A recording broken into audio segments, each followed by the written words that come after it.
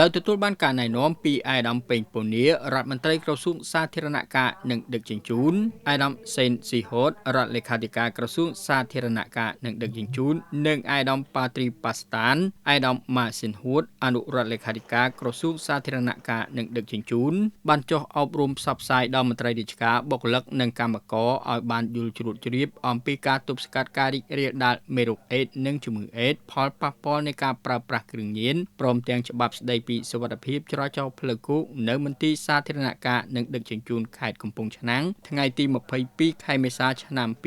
2025និងនៅមន្ទីរសាធារណការនិងដឹកជញ្ជូនខេត្តពោធិ៍សាត់ថ្ងៃទី23ខែមេសាឆ្នាំ2025ជាមួយនឹងកម្មវិធីនេះអាដាមសេនស៊ីហូតនិងក្រុមការងារបានមានប្រសាសន៍លើកឡើងថាដោយនីតិកាមុនដែរសម្រាប់នីតិកាទី7នេះរាជរដ្ឋាភិបាលកម្ពុជាក្រោមការដឹកនាំប្រកបដោយភាពឆ្លៀសវៃប៉ិនប្រសប់និងធម្មពលរបស់សម្ដេចមហាបវរធិបតីហ៊ុនម៉ាណែតនាយករដ្ឋមន្ត្រីនៃព្រះរាជាណាចក្រកម្ពុជាបានបន្តយកចិត្តទុកដាក់ការប្រយុទ្ធប្រឆាំងគ្រឿងញៀនខុសច្បាប់និងអន្តរភាពនយោបាយដ៏សំខាន់របស់ខ្លួនហើយរាជរដ្ឋាភិបាលក៏បានប្រកាសដាក់ចេញនូវវិធានការស្តីពីយុទ្ធនាការប្រយុទ្ធប្រឆាំងគ្រឿងញៀនខុសច្បាប់ដូចនេះដើម្បីរួមចំណែកធានាប្រសិទ្ធភាពនៃការអនុវត្តយុទ្ធនាការប្រយុទ្ធប្រឆាំងគ្រឿងញៀនខុសច្បាប់ដែលជាអន្តរភាពនយោបាយដ៏សំខាន់របស់រាជរដ្ឋាភិបាលក៏ដូចជាការលើកកម្ពស់ជំនឿទុកចិត្តប្រសិទ្ធភាពការងារនិងអភិបាលកិច្ចល្អនៅក្នុងស្ថាប័នរដ្ឋទាំងថ្នាក់ជាតិនិងថ្នាក់ក្រោមជាតិ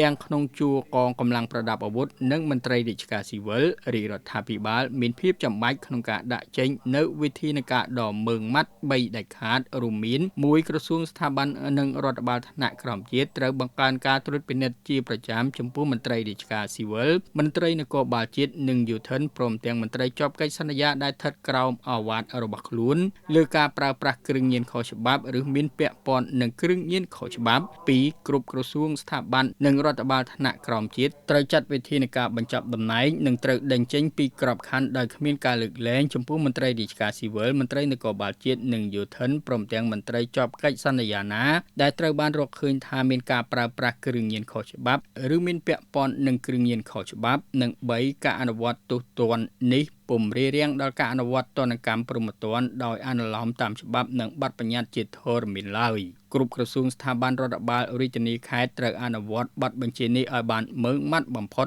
និងមានប្រសិទ្ធភាពខ្ពស់ដោយឡែកតាក់ទងទៅនឹងបញ្ហាមេរោគអេដស៍ជំងឺអេដស៍អាដាមសេនស៊ីហូតមានប្រសាសន៍បញ្ជាក់ថាបើទោះបីប្រទេសកម្ពុជាបានទទួលជោគជ័យលើការប្រយុទ្ធប្រឆាំងនឹងមេរោគអេដស៍ជំងឺអេដស៍គួរឲ្យកត់សម្គាល់យ៉ាងណាក្តីក៏បញ្ហានិងឧបសគ្គមួយចំនួនកំពុងកើតមានដូចជាបច្ចុប្បន្ននេះអ្នកផ្ទុកមេរោគអេដស៍ការចម្លងកើនឡើងក្នុងចំណោមយុវជននិងក្រុមបុរសរួមភេទជាមួយនឹងបុរសបញ្ហាទាំងអស់នេះតម្រូវឲ្យយើងរួមគ្នាបន្តចូលរួមឆ្លើយតបរួមគ្នាដើម្បីសម្រេចបានការបដិញ្ញាចិត្តរបស់រាជរដ្ឋាភិបាលក្នុងការបញ្ចប់ការចម្លងរាលដាលមេរោគអេដស៍និងការគំរាមកំហែងនៃមេរោគអេដស៍និងជំងឺអេដស៍ដូចនេះរាជរដ្ឋាភិបាលកម្ពុជានិងអាជ្ញាធរជាតិប្រយុទ្ធនឹងជំងឺអេដស៍ក៏បានខិតខំប្រឹងប្រែងយ៉ាងខ្លាំងក្លាក្នុងការប្រយុទ្ធនឹងការរីករាលដាលមេរោគអេដស៍និងជំងឺអេដស៍ដែលបានឆ្លើយតបទៅនឹងយុទ្ធសាស្ត្របញ្ចកោណហើយក៏បានគាំទ្រទៅនឹងផែនការយុទ្ធសាស្ត្រជាតិទូលំទូលាយនិងពហុវិស័យដែលឡែកក្រសួងសាធារណការនិងដឹកជញ្ជូនបានបង្កើតនៅផែនការប្រតិបត្តិសកម្មភាពការងារដោយមានការផ្ដល់ផ្នែកបច្ចេកទេសពីអាជ្ញាធរជាតិប្រយុទ្ធនឹងជំងឺអេដស៍ក្នុងការផ្ដល់ចំណេះដឹងដល់ក្រុមការងារអេដស៍ថ្នាក់ក្រោមជាតិឲ្យមានសមត្ថភាពនិងបំណិនក្នុងការចូលរួមអប់រំផ្សព្វផ្សាយទប់ស្កាត់ការរីករាលដាលមេរោគអេដស៍និងជំងឺអេដស៍និងគ្រឿងញៀនព្រមទាំងសុវត្ថិភាពចរាចរណ៍ផ្លូវគោកយ៉ាងសកម្មតាមរយៈវិស័យសាធារណការនិងដឹកជញ្ជូន